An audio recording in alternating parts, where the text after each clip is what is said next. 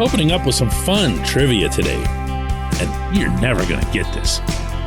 There are two teams in NHL history that are tied for the most Art Ross trophies, meaning, of course, individual scoring titles. Two of them, and neither of them is an original six. Good morning to you. Good Wednesday morning. I'm Dejan Kovacevic of DK Pittsburgh Sports. This is Daily Shot of Penguins. It comes your way bright and early every weekday if you're into football and or baseball. I also offer up daily shots of Steelers and Pirates where you found this. The two teams are the Edmonton Oilers, who are going to have another one this year because it's their turn in the rotation, it seems, between Connor McDavid, Leon Draisaitl, and, of course, the Penguins. 15 times they've won the Art Ross. 6 of those were Mario Lemieux. 5 of those were Jaromir Jagr's. And Sidney Crosby and Evgeny Malkin have split the rest. And my goodness, we've gotten, when you think about how spoiled, and I'm not even using that term derisively, so, deal with it. When you think about how spoiled we all are here, as hockey observers in this city, it goes beyond the 5 Stanley Cups. It goes really, more than anything, to the extraordinary individuals behind them. There are teams, lots of them, that win cups without having a star player on them. It's not the most common path, but it's a path. It's there. When the Blues won just a couple of years ago, the best player in the playoffs by a mile, in my opinion, was Ryan O'Reilly. Ryan O'Reilly's not getting into anybody's Hall of Fame. You know what I'm saying here? So it does happen. But the individuals, to have, I could do this all day, and I'm not going to. Instead, I'm going to point to this morning's scoring leaders in the National Hockey League and ask you a question. When was the last time you looked? Did you used to do it all the time? Yeah, I did too. Because I always wanted to see where so-and-so was contending with Mario or Jaromir or Sid or Gino or whoever. And they haven't been there in a while. And we've kind of gotten used to it, I dare say. We've gotten to the point where it's like, well, that time was in the past and it's not, something that's going to be really important at this phase of either Sid's or Gino's career. But here's Sid right now at 7th in the league. I'm going to read you the names ahead of him. Connor McDavid has 35, Leon Draisaitl 31. These are points. Erik Karlsson, who's off to a mind-boggling start on the San Jose blue line, has 29 points, including 11 goals. Dude's just amazing. David Pastrnak, 29 points. Jason Robertson in Dallas, 29. Nikita Kucherov, 28. And there's Sid at 27, 1 point ahead of the 2 Avalanche guys on the list, Nathan McKinnon and Mikko Rantanen. Sid's up there. He's got 10 goals, 17 assists in 19 games. He will not beat out either of the 2 Edmonton guys. There's nothing about the current layout that would allow for Sid to beat those guys out unless they were both hurt, and I don't need to get into weird circumstances like that. But he's up there. Sid the kid turned Sid the mid-30-year-old is up there. This portion of Daily Shot of Penguins is brought to you by the good people at the Greater Pittsburgh Community Food Bank, where they're committed to providing food for all of our neighbors in need across Western Pennsylvania. They, in turn, need your help. Find out how $1 can be turned into 5 full meals. For those in need, visit pittsburghfoodbank.org.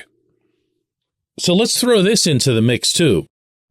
Sid currently has 18 even-strength points, and that's 2nd in the league.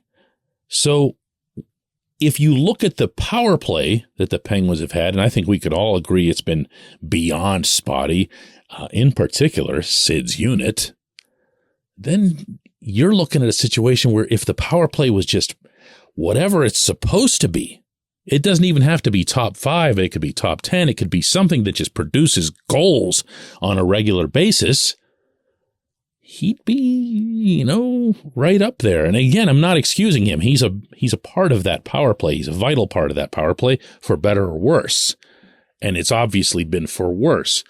But this is quite the ascent from where we were in this same dialogue a year ago. If you'll recall, Sid was coming back off the wrist surgery that he had. It was seen as a minor procedure, but when you're an elite player playing a precision sport, which hockey very much is, despite its physicality and speed, every little bit helps. But when he came back, he was just flying around. He couldn't really do a whole lot with the puck. He was misfiring on passes. Do you remember this? Had a tough time scoring goals for almost the first 3-4 weeks. And then, once he got it going, kind of like the way Gino got it going, after his knee issue held him out for a little longer than Sid was out, they were both point-a-game players for the rest of the season. This year, they're not both quite point-a-game, but Sid is. And that, to me, is probably the line of demarcation for those two, but especially for Sid. Sid's just been a guy who's produced consistently more points, obviously, than Gino has over the years. It's point a game. It's the threshold between being a star player and, a complimentary player or someone who just, contributes. If you're up there at point a game, you're a star player in the National Hockey League. I don't care what your age is. I don't care what your background, your experience, your history is. If you're a point-a-game player in any given season, you're a star player in the National Hockey League. So what I want to say here today, as it relates to Sid, although this might seem like Captain Obvious material, is that don't necessarily look at him and his current career trajectory and think, he's really got to cover all 200 feet in order to be the next player that he needs to be in the next wave of his life or anything like that. He is still producing at a very high level, and that is still his greatest contribution to the team. And the fact that he is scoring this much and contributing to other people scoring this much, while also being among the team's most conscientious defenders, maybe this is a different segment of his career. When we come back, J1Q.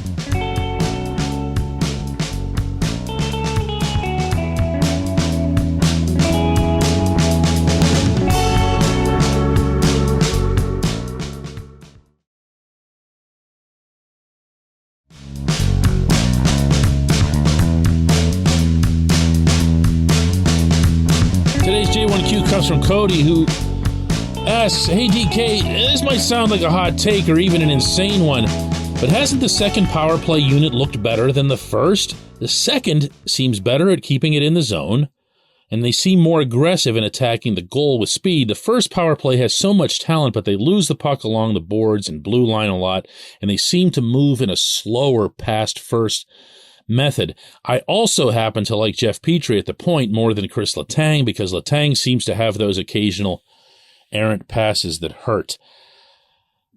This is probably a perception thing, Cody. If you get into the many shortcomings of Power Play 1 over the first month and change of this season, the one that'll jump out at you probably won't be the ones that you described. In other words, losing the puck, maintaining possession. For the most part, Power Play 1 has been pretty good at setting up, at controlling, and then at keeping. What they haven't done is, cue the crowd, shoot. They don't shoot, like, ever. You know that it took Letang 5 full weeks into the season to register his first power play shot? Not his first power play goal, his first power play shot on goal. That's your, to use your word there, your insane information there. That's when you've got something that's going really wrong. Because if you're setting up your power play in the umbrella formation, which you see a lot from power play one, because Gino will swing to one side or the other, and then Letang will stay up in the middle. If you have someone atop the umbrella who doesn't want to shoot the puck, you don't have an umbrella. You just don't.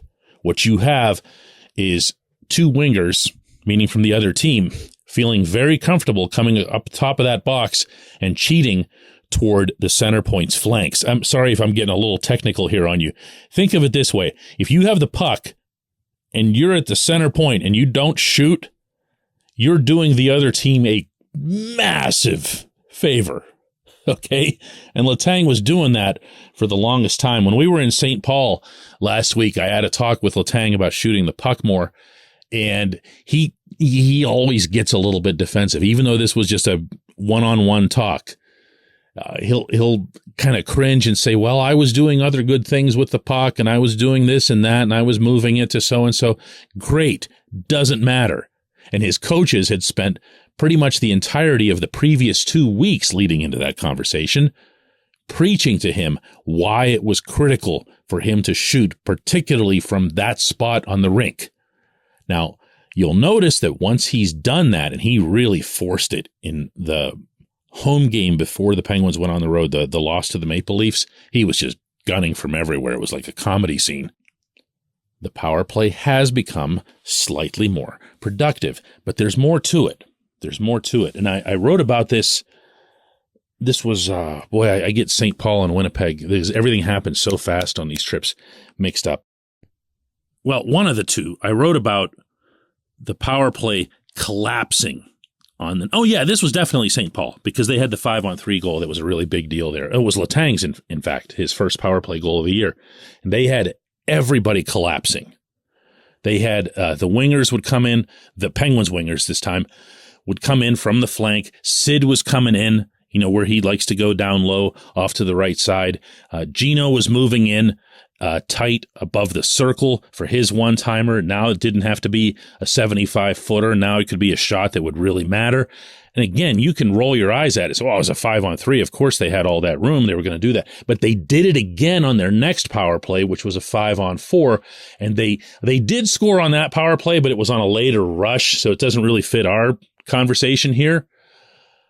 But they found themselves a little bit of a pattern here, and they tried to do it again in Winnipeg. They didn't have many opportunities there. It was such a clean game. It's getting there. That's what I'm saying to you. It's getting there. They think it's getting there. I think it's getting there. And we'll see. Over the course of time, your power play 1 versus the group that you currently have on power play 2 aren't in the same orbit. They're just not.